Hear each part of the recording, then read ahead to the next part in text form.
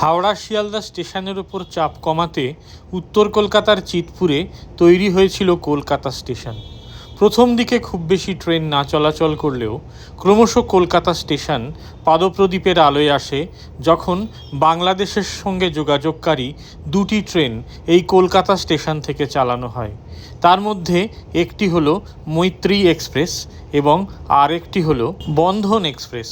তবে ক্রমশ কলকাতা স্টেশনের জনপ্রিয়তা বাড়ে যখন এখান থেকে দৈনিক ট্রেন চলাচল শুরু হয়, যেমন কলকাতা বালুরঘাট তেভাগা এক্সপ্রেস, কলকাতা লালগোলা ধনধান্যে এক্সপ্রেস ইত্যাদি।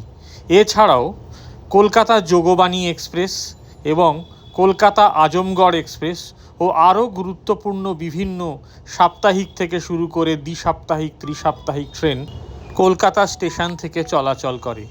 যেহেতু এই স্টেশনে হাওড়া শিয়ালদার মতো ট্রেনের চাপ নেই এবং চক্র রেলের কয়েকটি ট্রেন ছাড়া লোকাল ট্রেনেরও খুব বেশি আনাগোনা নেই, ফলে এই স্টেশনটিতে অপেক্ষাকৃত জনসমাগম কম, ফলে মেনটেনেন্স অনেক ভালো, পরিষ্কার পরিচ্ছন্ন, খাওয়া দাওয়ার যথেষ্ট ভালো ব্যবস্থা রয়েছে, দোতলায় রয়েছে উচ্চ এবং সাধারণ শ্রেণীর জন্য সাজানো ওয়েটিং রুম ইত্যাদি।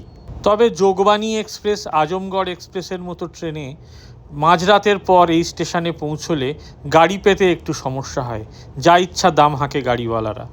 স্মার্টফোন থেকে অ্যাপ ক্যাব ডেকে নিলে বাড়তি ভাড়া গোনার ঝামেলা থেকে মুক্তি পাওয়া যেতে পারে।